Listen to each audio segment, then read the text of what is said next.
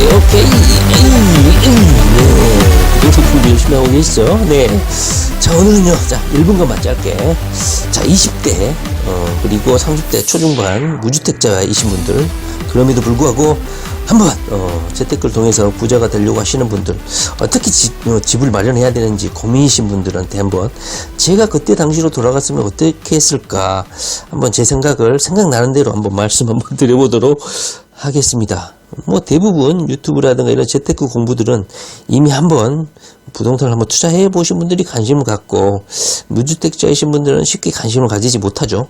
내가 감히 어떻게 집주인이 될 수 있겠는가, 그리고 뭐 결혼하거나 이렇게 집을 마련해야 될 시기 정도 되면 그때 돼야 관심을 가지지, 뭐 20대에 관심을 가지거나 30대 초중반 관심을 가지지는 않는 것 같아요.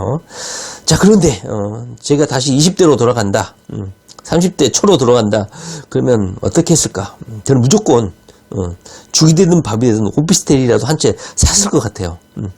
왜냐면요, 자, 지방에서 뭐 이제 부모님하고 살다가 독립해서 서울로 상경하거나, 지방에 계신 분들, 뭐 서울에 살거나, 뭐 경기도에 사시는 분들도 이제 커가지고 부모님하고 분가해서 살 경우에는 이제 자신이 이제 원룸을 구하거나 오피스텔을 구해서 독립을 해야 될 거 아닙니까? 그러면 적든 많든 주거 비용이 발생합니다. 현재 저도 지금 세를 주고 있지만 오피스텔 기본 임대 비용이 뭐 40만원 정도 해요. 그리고 서울 같은 경우는 50만원, 많은 데는 뭐 60만원 이렇게 하고, 특히나 또 오피스텔은 관리 비용도 많이 남습니다. 적은 데는 뭐 5만원, 많은 데는 10만원 이렇게 해서 주거 비용이 뭐 55만원, 60만원 이 정도 해요. 자, 그런데 제가 이 비용을요, 5년이고 6년이고 10년이고 이렇게 비용을 치르고 살았다 이 말입니다. 20대를.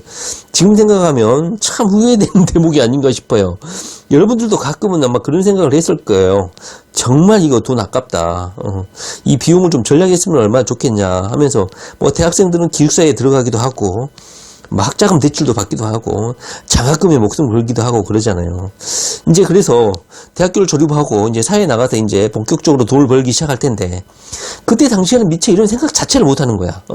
집 주인이라는 것은 나중에 돈을 많이 벌거나, 배가 빵빵하게 나온 그런 아저씨들이나, 그리고 퇴직하신 분들이나 결혼할 때쯤 집주인이 되는 것이지, 아직 이제 사회 초년생이 집을 사거나 오피스텔에 투자하거나 이런 생각 자체를 못 하는 거야. 그런데 지금 많이 뭐 재테크가 활성화가 되고, 온라인에 이런 모임이라든가 투자 뭐 방들이라든가 이런 모임 카페들이 활성화가 되다 보니까 20대 30대도 많이 관심을 가져서 정말 상전벽해가 아닌가 싶어요. 자, 그래서 제가 말씀드리고 싶은 것은요, 제가 월세를 내면서 그 긴 기간 5년, 6년, 7년, 뭐 10년 가까이 매달 50만원씩 60만원씩 월세를 내고 살았다 이 말이죠. 관리비를 내고. 지금 생각해보면 조금이라도 빨리 사가지고 오피스텔이라도 하나 사가지고 내가 거기서 살았으면 어땠을까 하는 생각이 듭니다. 오피스텔을 사가지고, 제가 지금 오피스텔 세를 주고 있는데요, 월세가 얼마냐면 40만원, 45만원, 50만원 이래요. 그런데 지금이야 그렇게 대출을 안 해주겠지만, 제가 주택임대사업자로 등록을 한 지가 꽤 됐으니까, 그때 당시에 초창기에는 기업시설자금이라고 하나은행에서 대출을 받았어요. 지금도 아마 여러분들이 주택임대사업자라든가 일반 임대사업자로 등록을 하게 되면 개인 명의가 아닌 시설자금 대출을 아마 해줄 겁니다. 그 대출을 활용해서라도 대출을 땡겨서 70% 80%까지 아마 해줄 겁니다. 물론 대출 규제가 좀 심해져가지고 어떻게 될지는 모르겠지만, 결론은 그거예요. 어차피 집은, 뭐 아파트는 나중에 돈 모아서 목돈이 돼서 모아서 사야 되는 것이 맞는데, 일단은 주거 비용으로 50만원 60만원이 계속 나간다는 거야. 내가 목돈을 모기 전까지. 그런데 집주인이 될 생각 자체를 못 한다는 거야. 그래서 20대 분들에게, 그리고 30대 초중반, 물론 지금은 많이 똑똑해져 가지고 잘 하시겠지만, 이제 20대 중반 사회에 진출하신 분들은 최대한 3년 4년 한 달에 급여를 받으면 뭐 150만원 200만원 가까이 저축을 이빠이 해가지고 일단 3천만원이나 4천만원을 만들어라. 2년 3년 모으면 되지 않을까요? 친구들하고 술 좀 안 마시고 자동차 안 사고 뚜벅이 해가지고 목숨을 걸고 돈을 모아. 3천만원에서 5천만원 가까이 4천만원 모아. 200만원씩 저금하면 뭐 2년이면 모을 것 같고, 뭐 150만원씩 100만원씩 저금하면 뭐 3, 4년이면 모을 거 아닙니까? 그러면 28세, 27세, 29세 될 거 아니에요? 그때 오피스텔에 투자를 하십시오. 오피스텔을 사세요. 그래가지고, 거기다 최소 내가 5년을 살고, 주거비용을 아끼겠다. 이렇게 생각하시고 구입을 하는 게 어쩔까 하는 생각이 들어요. 어차피 남한테, 집주인한테 줄 거, 내가 그냥, 지금 현재 제가 기업시설자금 대출을 8,500만원, 오피스텔 하나를 예를 드는 거예요. 8,500만원을 전체 대출을 받고 있는데, 이자를 얼마 내냐면 32만원을 내고 있습니다. 그리고 제가 얼마를 받고 있냐? 월세를 50만원을 받고 있어요. 그러면 거의 한 17만원, 18만원 정도의 차익이 나지 않습니까? 그러니까 일단 내가 사게 되면 내가 만약에 거기서 산다 그러면 주거 비용을 일단 전력하게 되는 것이고, 만약에 내가 살지 않고 다른 사람에게 세를 줬다 그러면 그 사람한테 40만원 50만원 월세를 받아가지고 이 대출, 예를 들면 8,500을 빌렸다 그러면 32만원 내고 돈 10만원이라도 남기는 거야. 그러니까 내 주거 비용을 전략도 하고, 아니면 내가 주거할 수 있는 비용을 월세를 받아서 낼 수도 있다, 이것이죠. 결국은 남한테 세를 주지 않을 거면 내가 거기 가서 살게 되면 주거 비용을 전략할 수 있다. 그러면 월세를 이자 비용으로 내고 나중에 나에게 남는 것은 그 건물이 남는 것이죠. 그래서 5년이나 10년 정도 살다가 그때 주거 비용을 전략하는 대신에 월세 대신에 내는 거잖아요. 내고 나중에 5년 10년 후에 아파트로 이사를 갈 때 오피스텔을 팔거나 아니면 계속해서 임대를 통해서 현금 흐름을 만드는 그 생각 자체를 못했다. 그래서 그게 좀 아쉬운 측면이 있습니다. 지나고 나면 5년 10년 동안 주거비용으로 소비된 돈이 거의 몇 천만 원이 되는 것 같아. 그 주거비용으로 차라리 오피스텔을 샀으면 오피스텔 대출 이자를 내고 내가 5년 10년 후에 오피스텔이라도 한 채 남았지 않았을까 하는 생각이 듭니다. 다시 말하면 그 나이 때는 집을 사서 내가 집주인이 될 생각 자체를 못했다. 왜 그랬을까? 이건 아쉬움이 듭니다. 너무 어려서 그럴 수도 있고, 사회에 돌아가는 거, 세상 물정을 몰라서도 그럴 수도 있겠죠. 그래서 여러분들 중에 뭐 나이 드신 분들 중에 자녀가 있다면 20대, 30대 사회 초년생이면 아예 아파트 몇 억짜리 사느니 처음에 한번 1억 전후, 1억 초반 이런 원룸 오피스텔은 많이 분양을 하니까 거기에 일찌감치 26, 27살에 돈 모아가지고 원룸 오피스텔을 투자해가지고 내가 오피스텔에 사는 거 저는 괜찮다 이렇게 생각이 듭니다. 주택임대사업자로 등록을 하면 4.5% 취득세도 면제를 해주고, 뭐 그것을 임대사업자면 세를 줘야 된다. 그런데 본인이 살아도 됩니다. 그걸 회피하는 방법은 엄청나게 많죠. 주거비용을 오피스텔을 하나 사는 비용으로 이자로 충당하는 게 오히려 낫지 않았을까 하는 그런 후회가 좀 많이 났습니다.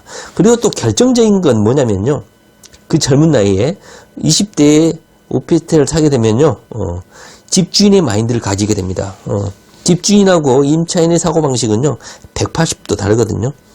본인이 현재 임차인으로 살고 계신 분들은요 임차인의 사고방식을 가지게 돼요. 근데 일찌감치 오피스텔을 하나 사든 뭐 반지하를 사든 일단은 소유자가 되잖아요. 그러면 완벽히 집주인의 마인드와 집주인의 재테크를 하게 되죠. 그래서 일단 오피스텔을 일단 한번 사보시라. 뭐 5억 10억짜리 아파트를 먼저 도전하기보다는, 목돈을 모아서 도전하기보다는 사회 초년생이라면 오피스텔에 투자해가지고 주거비용도 전략하고, 그리고 주거비용을 5년 계속해서 은행이자 대출이자를 갚다 보면 오피스텔은 내 거가 되고 있고, 나중에 아파트를 사야 돼서 뭐 분양 신청을 할 경우에는 계속 가져가도 되고, 오피스텔을, 아니면 오피스텔을 팔아가지고 그 판돈으로 아파트 뭐 계약금이라든가 잔금을 치를 수도 있다.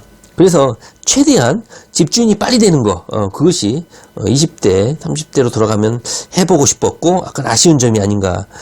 결국은 지나고 나면 월세는요 한번 내고 나면 다 버리는 돈이 아니지 않습니까? 집주인한테 다 돌아간 돈이고 나는 그냥 주거 비용으로 계속 충당했을 뿐이고 5년 10년 후에 나한테는 남는 게 없었다.